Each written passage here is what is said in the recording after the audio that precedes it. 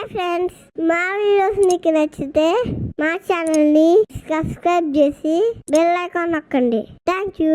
Hi friends, నిరుపేద కుటుంబంలో జన్మించి కోనమాతాజీగా దివ్యమాతగా పిలువబడే గొప్ప యోగిని చరిత్ర మొదటి భాగం చూద్దాం. అంజనాదేవి అనంతపురం పెనుగొండలో జన్మించారు. చిన్న వయసులోనే పెనుకొండ బాబా అనే ముస్లిం యోగి సమాధి వద్ద చెట్టు కింద కూర్చుని ఉండేవారు. 15 సంవత్సరాల వయసులో హిందూపురం నివాసి అయిన నారాయణప్పతో వివాహం జరిగింది. వారి అత్తవారిది ఉమ్మడి కుటుంబం. కుటుంబ సభ్యుల సేవ చేసుకుంటూ 30 సంవత్సరాలు గడిచిపోయాయి. అంజనాదేవి పెద్దగా చదువుకోలేదు, కానీ భక్తి ఎక్కువగా ఉండడం వలన సమయం దొరికినప్పుడల్లా దేవుడి పటాలకు పూజ చేస్తూ ఉండేవారు.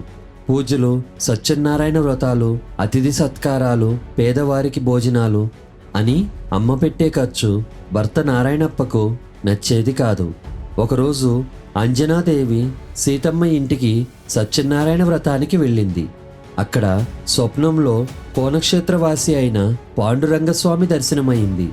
1950 మార్చి నెల మధ్యలో కోనకు పోవాల్సిందిగా రంగనాథ స్వామి స్వప్నంలో దర్శనమిచ్చి ఆదేశించారు. అంజనమ్మ యావత్ జీవితం కోనక్షేత్రంలో గడపాలని నిశ్చయానికి వచ్చారు.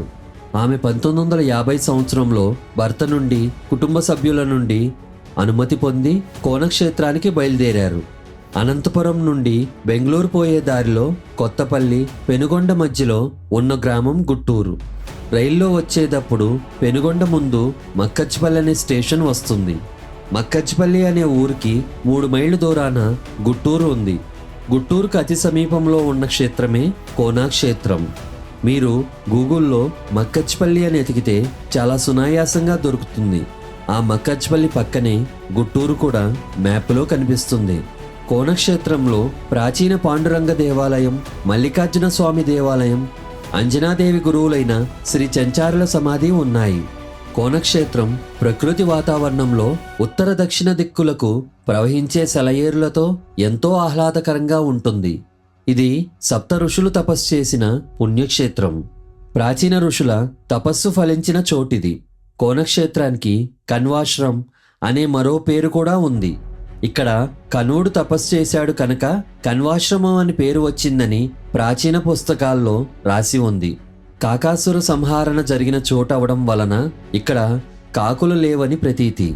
ఏడాది పొడవునా అన్న సంతర్పణలు జరుగుతున్నా ఇక్కడ కాకులు కనపడకపోవటం విచిత్రమే. ఇక్కడ పుష్కరిణిలో నీరు వ్యాధులకు, బాధలకు దివ్య ఔషధంగా పనిచేస్తుందని ప్రతీతి. ఇక్కడ ప్రవహించే సెలయేర్లు వచ్చేదారిలో ఎన్నో లవణాలను, ఔషధ గుణాలు కలిగిన మొక్కలను తాకుతూ వచ్చి పుష్కరిణిలో చేరడం వలన, అలాగే అడవుల్లో ఉండే ఔషధ మొక్కల నుండి వచ్చే పరిమళాల వలన చాలా రోగాలు తగ్గుతాయని ఇక్కడి వారి నమ్మకం.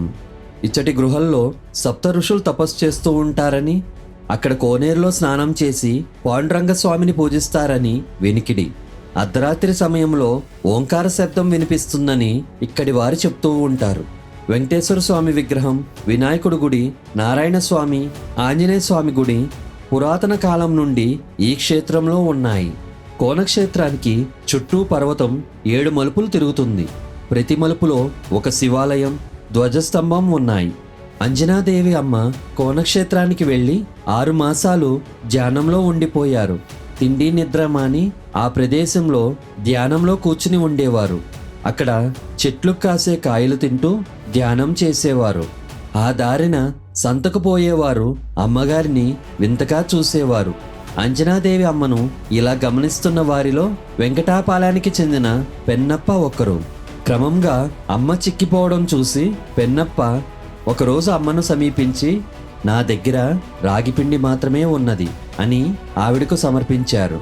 అప్పుడు అమ్మగారు, మీ ఇంట్లో ఉన్న అటక మీద 4వ కుండలో బియ్యం దాచి మీ ఆవిడ మరిచింది. ఆ బియ్యంలో నాకు కొంత సమర్పించు అన్నారు. ఆశ్చర్యచకితుడైన పెన్నప్ప ఇంటికి వెళ్ళి చూస్తే ఆ కుండలో నిజంగానే బియ్యం ఉన్నాయి. వెంటనే ఆ బియ్యం తెచ్చి అమ్మకు సమర్పించాడు. ఈ సంఘటన కోన పరిసరాల్లోని ఊరుల్లో ఆమె శక్తి గురించి చర్చలు మొదలయ్యాయి. వెంకటగిరి పాళ్యం వాసి తిప్పారెడ్డి అనే ఉపాధ్యాయుడికి అమ్మగారు కుటుంబాన్ని వదిలి ఇలా తిరగడం నచ్చేది కాదు. ఒకరోజు గర్భిణి అయిన తిప్పారెడ్డి భార్య మేడ మీద నుండి జారి కింద పడింది. తీవ్రంగా గాయపడి ప్రాణాపాయ స్థితికి చేరింది. ఆమె జీవించటం కష్టమన్నారు. హాస్పిటల్ తీసుకువెళ్లే వరకు కూడా బతకడం కష్టంలాగా ఉంది. ఏమి చెయ్యాలో పాలుపడక తిప్పారెడ్డి తల్లిగారు ఆయన్ని అంజనాదేవి గారి వద్దకు వెళ్ళమన్నారు. అంజనాదేవి గారి ఆశ్రమం వారి ఇంటికి 2 కిలోమీటర్ల దూరంలో ఉంది. క్షణక్షణానికి తిప్పారెడ్డి గారి భార్య స్థితి క్షీణించసాగింది. చేసేది లేక తిప్పారెడ్డి గారు పరిగెత్తుకుని వెళ్ళి అమ్మగారి ఆశ్రమానికి చేరాడు. అమ్మగారు అతన్ని స్నానం చేసి భోజనం చేయి, అంతా బాగుంటుంది అని చెప్పినా తిప్పారెడ్డి వినక, మీరు నాతో నా ఇంటికి వస్తానంటే తింటాను అన్నాడు. అమ్మగారు సరే వస్తాను అన్నాక అతను భోజనం చేశాడు. భోజనం అయిన తర్వాత అమ్మగారిని తీసుకుని తన ఇంటికి చేరాడు.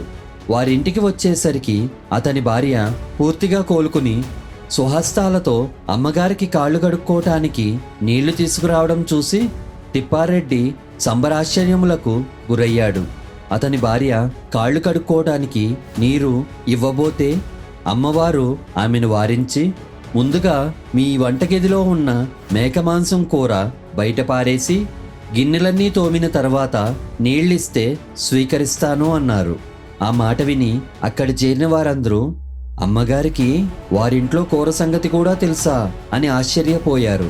తర్వాత తిప్పారెడ్డి అమ్మ చెప్పినట్లే మాంసం కూర పారేసి గిన్నెలన్నీ తోమి నీరు సమర్పిస్తే అప్పుడు కాళ్ళు కడుక్కుని లోపలికి ప్రవేశించారు.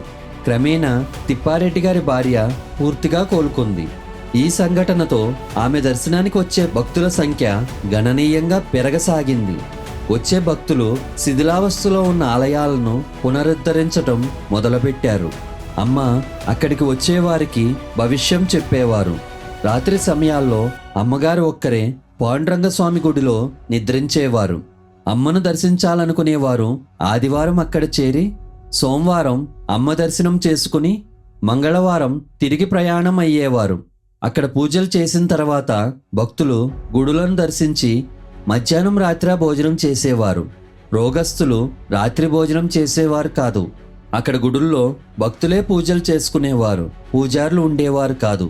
భక్తులు కష్టాలు తీర్చడానికి అమ్మవారు వారి ఊర్లు వెళ్ళినప్పుడు ఆమెకు తోడుగా రామప్ప అనే భక్తుడు వెళ్ళేవాడు. చిన్నతనంలోనే ఆయన అమ్మ సేవ చేస్తూ తర్వాత కాలంలో సన్యాసం స్వీకరించాడు. అమ్మ కోనక్షేత్రానికి చేరిన తర్వాత ముత్యాలమ్మ అనే పాపను పెంచి పెద్దది చేసి శ్రీశైలానికి చెందిన మునుస్వామికిచ్చి వివాహం చేశారు. ఆ దంపతులు అమ్మ సేవ చేసుకుంటూ ఆశ్రమానికి వచ్చే భక్తుల సౌకర్యాలు కూడా చూసుకునేవారు.